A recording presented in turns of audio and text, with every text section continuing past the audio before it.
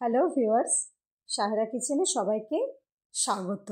আজ আরেকটি নতুন রেসিপি নিয়ে আমি চলে এসেছি বন্ধুরা। সেটা হলো এগ ব্রেড রোলের রেসিপি।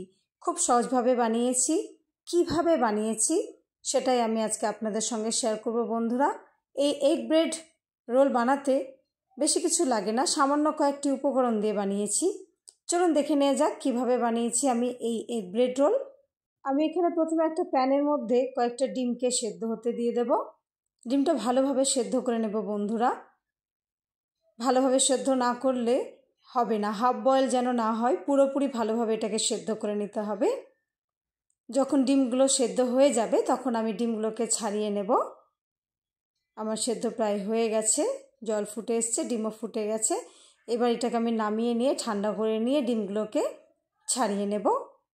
ছাড়িয়ে নিয়েছি। ছাড়িয়ে নিয়ে প্রত্যেকটা ডিমকে 4 ভাগ করে কেটে নিয়েছি, মানে একটা ডিমকে 4 ভাগ করে কেটে নিয়েছি। পিসগুলো দেখে বুঝতে পারছেন বন্ধুরা কিভাবে কেটেছি।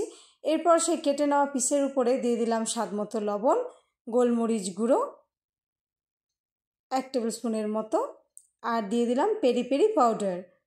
এটাও দেবেন বন্ধুরা, খুব ভালো লাগে। যদি পেরি পেরি পাউডার না থাকে নাও দিতে পারেন, স্কিপ করে যাবেন। দিয়ে দিলাম, দিয়ে ভালো করে এটাকে মিশিয়ে নিয়েছি। হয়ে গেছে, আমি এটাকে এক সাইডে রেখে দেব। এদিকে আমি কয়েকটা পাউরুটি নিয়েছি। একটা পিস নেব, নিয়ে একটা ছুরির সাহায্যে পাউরুটির সাইডের অংশগুলোকে, কর্নারের অংশগুলোকে কেটে দেব। এই অংশটা কাজে লাগবে না বন্ধুরা, তাই কেটে এটাকে আমি ফেলে দিচ্ছি।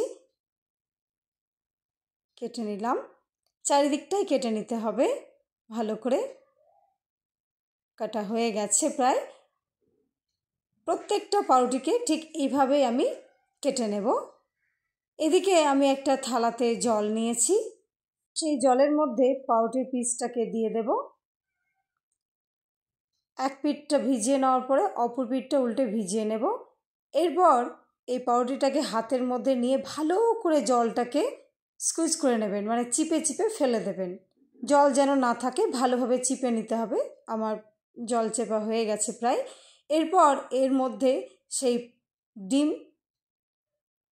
দিয়ে দিয়েছি, মাঝখানে ডিমটা দিয়ে ভালো করে চারিদিক দিয়ে মুড়ে দিতে হবে। ভালোভাবে চারিদিকটা মুড়ে নিয়েছি। এই একই প্রসেসে প্রত্যেকটা ডিমকে পাউরুটির ভিতরে দিয়ে এইভাবে বানিয়ে নিতে হবে।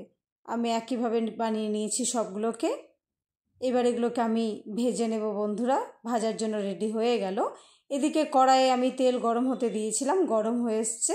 ভাজার সময় গ্যাসের ফ্লেমটা একেবারে লোতে করে দেবেন, আর এক এক করে আমি এর মধ্যে দিয়ে দেব, আর ধিমে আছে এটাকে ভেজে নেব। ভাজার সময় বারবার বলছি বন্ধুরা, গ্যাসের ফ্লেমটা লোতে রাখবেন, হাইতে দেবেন না, নইলে পারে পুড়ে যাবে, ভালোভাবে হবে না। তাই হাইতে দেবেন না, লোতে রেখে এটাকে ধিমে আছে ভালো করে ভেজে নিতে হবে।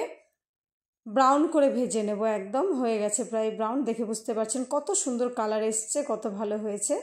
এবার আমি এটাকে পরিবেশন করব। তুলে নিলাম বন্ধুরা। আমি সস দিয়ে পরিবেশন করেছি, আপনারা মেয়োনিজ দিয়েও পরিবেশন করতে পারেন, ভীষণ ভালো লাগে খেতে বন্ধুরা। বিকেলে চায়ের সঙ্গে স্ন্যাক্স হিসেবে দারুণ লাগে খেতে। বানাবেন তো কমেন্টে আমাকে অবশ্যই জানাবেন। যদি সত্যি ভিডিওটি আপনার খুব ভালো লেগে থাকে অবশ্যই লাইক, কমেন্ট ও শেয়ার করবেন। সকলে খুব ভালো থাকবেন ও সুস্থ থাকবেন। আর ভিডিওটি দেখার জন্য আপনাদেরকে অসংখ্য ধন্যবাদ।